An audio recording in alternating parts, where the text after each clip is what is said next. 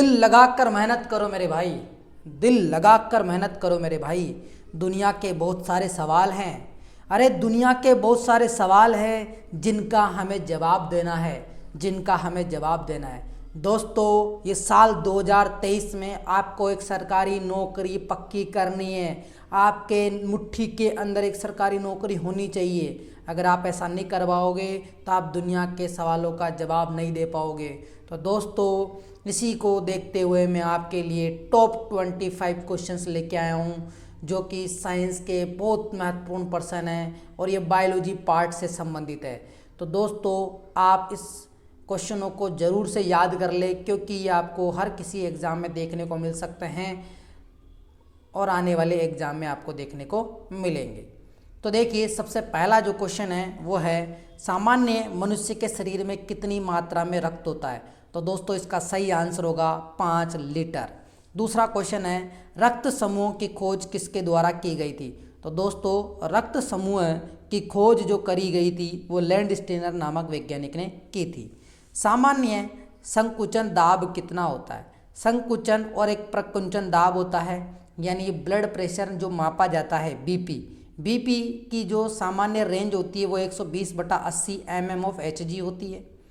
और यहाँ पे जो ऊपर लिखा होता है उससे अपन संकुंचन दाब कहते हैं और जो नीचे लिखा होता है उसे प्रकुंचन दाब कहते हैं। तो यहाँ हमें बताना है संकुंचन दाब कितना होता है, तो वह है 120। कितना है 120।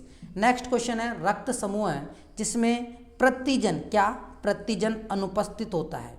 जिसमें प्रतिजन अनुपस्थित होता है उसे हम जीरो ग्रुप कहते हैं। क्या कहते हैं, जीरो ग्रुप कहते हैं। और जीरो ग्रुप यानी ओ ब्लड ग्रुप यानी रक्त समूह जिसमें प्रतिजन अनुपस्थित होता है उसे ओ ब्लड ग्रुप कहते हैं। और जस्ट इसी का उल्टा अगर जिसमें प्रतिजन उपस्थित होते हैं तो वह ग्रुप कौन सा होता है, ए बी ग्रुप होता है। कौन सा ग्रुप होता है, ए बी ग्रुप होता है। सर्वग्राही कौन से रुधिर वर्ग को कहते हैं। तो सर्वग्राही का मतलब होता है जो सभी का रुधिर ग्रहण कर सके, और सभी का रुधिर ग्रहण करने वाले ब्लड ग्रुप का नाम होता है ए बी ग्रुप। कौन सा होता है, ए बी। और जो सर्वदाता होता है, क्या, सर्वदाता, जो सर्वदाता होता है वो होता है ओ ब्लड ग्रुप, जिसके अंदर कोई भी प्रतिजन उपस्थित नहीं होता उसे अपन ओ ब्लड ग्रुप या फिर जीरो ग्रुप भी बोलते हैं। नेक्स्ट क्वेश्चन है रक्त जो होता है उसमें ऑक्सीजन को ले जाने वाला जो होता है प्रोटीन, जो प्रोटीन होता है उसे अपन क्या कहते हैं। दोबारा क्वेश्चन समझना। रक्त धारा में ऑक्सीजन ले जाने वाला प्रोटीन होता है, क्या नाम होता है उसका, उसका नाम होता है हीमोग्लोबिन। क्या नाम होता है, हीमोग्लोबिन। हीमोग्लोबिन ही आपसे यहाँ से ये भी पूछा जा सकता है कि रक्त में कौन सा तत्व पाया जाता है जिसके कारण रक्त का रंग लाल होता है, वो होता है हीमोग्लोबिन। हीमोग्लोबिन एक तरीके का प्रोटीन होता है और ये ऑक्सीजन को ले जाने का काम करता है।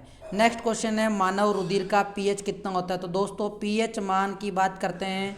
पीएच यहाँ पे पी का मतलब होता है पुषांश और यहाँ एच जो है वो हाइड्रोजन आयन की सांद्रता है। और इस पीएच स्केल की सहायता से आप अम्ल और क्षार में अंतर लगा सकते हैं कि अम्ल का मान कितना है और क्षार का मान कितना है, कौन कितना प्रबल है और कौन कितना दुर्बल है। तो यहाँ से आपसे पूछा गया है कि मानव रुधिर का पीएच मान कितना होगा। तो दोस्तों मानव रुधिर का पीएच मान 7.4 होगा। कितना होगा, 7.4 होगा। RH कारक की खोज किसने करी। RH कारक यानी रिसस नामक बंदर में जो RH फैक्टर की खोज करी थी, इसी के आधार पर ब्लड ग्रुप पर प्लस माइनस का चिन्ह आने लगा। A plus B positive, A positive, A B plus positive, ये सभी RH कारक की वजह से पॉसिबल हो पाए। इनकी खोज करने वाले वैज्ञानिकों का नाम था लैंडस्टीनर व वीनर। क्या नाम था, लैंडस्टीनर व वीनर। नेक्स्ट क्वेश्चन है क्वेश्चन नंबर 9। प्रोटीन बनाने के लिए कितने एमिनो अम्ल जरूरी हैं। तो दोस्तों प्रोटीन बनाने के लिए 20 एमिनो अम्ल जरूरी है। कितने, 20 एमिनो अम्ल जरूरी है। मानव शरीर रचना के संदर्भ में एंटीबॉडीज क्या होते हैं। मानव का जो शरीर है उसका जो निर्माण होता है उसमें जो एंटीबॉडीज होती है यानी जिसे अपन प्रतिरक्षी कहते हैं, वो होते क्या हैं। वो दोस्तों एक तरीके के प्रोटीन होते हैं। क्या होते हैं, प्रोटीन होते हैं। नेक्स्ट क्वेश्चन, कौन सा विटामिन हार्मोन की तरह प्रयोग में आता है। कौन सा विटामिन हार्मोन की तरह प्रयोग में आता है। तो जो धूप से मिलने वाला जो विटामिन होता है जिसका नाम होता है विटामिन डी। ये विटामिन डी जो है वो एक तरीके का हार्मोन होता है। क्या होता है? हार्मोन होता है। तो ये भी याद कर लेना। क्वेश्चन नंबर 12, विटामिन का कौन सा समूह, कौन सा ग्रुप जो जल में घुलनशील है, ध्यान रखना, जो जल में घुल जाता है, जल में घुल जाता है। इसके लिए मैं आपको ट्रिक बताता हूँ। देखिए, कीड़ा जो है वो अगर अपन पानी के अंदर डालेंगे तो वो घुलेगा नहीं, यानी अघुलनशील रहेगा। क्या रहेगा? अघुलनशील रहेगा। इसीलिए जो कीड़ा तो जल में अघुलनशील होता है, और बाकी इसके अलावा विटामिन कौन कौन से बच गए? सी और बी। तो सी और बी जो हैं वो जल में घुलनशील होते हैं। ये क्या होते हैं? पानी के साथ साथ घुल जाते हैं, सी और बी विटामिन। ठीक है, और विटामिन जो हैं इनके रासायनिक नाम भी आपको याद होने चाहिए, उसके लिए मैं एक अलग से वीडियो बना दूंगा। नेक्स्ट क्वेश्चन है, मानव शरीर में वसा जमा होती है। तो दोस्तों, मानव के शरीर में जो वसा जमा होती है वो उत्तक के रूप में जमा होती है, क्योंकि कोशिका मिलकर जो क्या करती है, कोशिका मिलकर उत्तक बनाती है। तो मानव के शरीर में वसा कोशिका के रूप में जमा होती है। विटामिन ई का रासायनिक नाम क्या है? तो दोस्तों, विटामिन ई का रासायनिक नाम जो है वो है टोकोफेरोल। क्या है?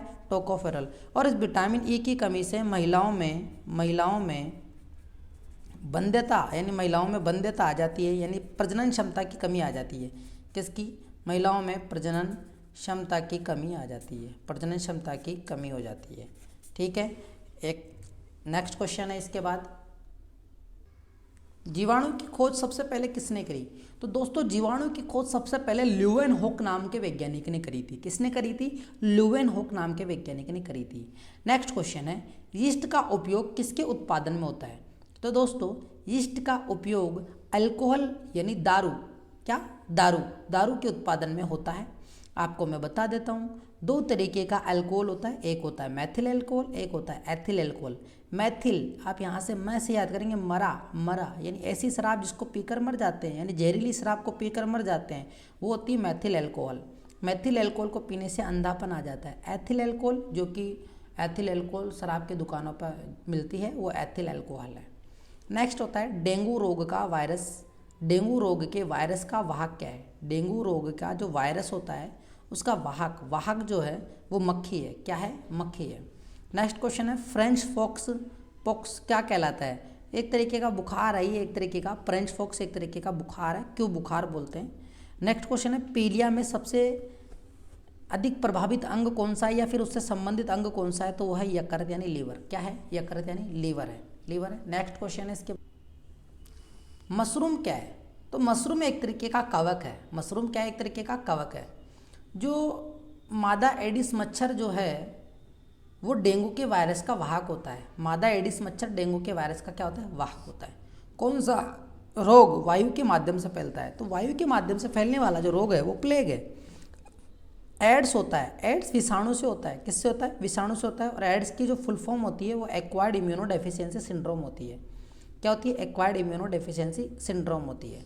हैजा रोग किससे होता है? तो हैजा रोग जो होता है वो बैक्टीरिया से होता है। किससे होता है? बैक्टीरिया से होता है। एनीमिया क्या है? एनीमिया एक तरीके से आयरन की कमी से होने वाला रोग है। एनीमिया एक तरीके से आयरन की कमी से होने वाला रोग है।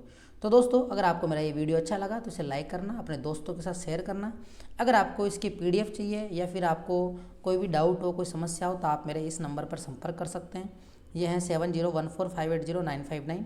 आप इस पर संपर्क करके आपकी समस्या जो भी है उसका सॉल्यूशन ले सकते हो।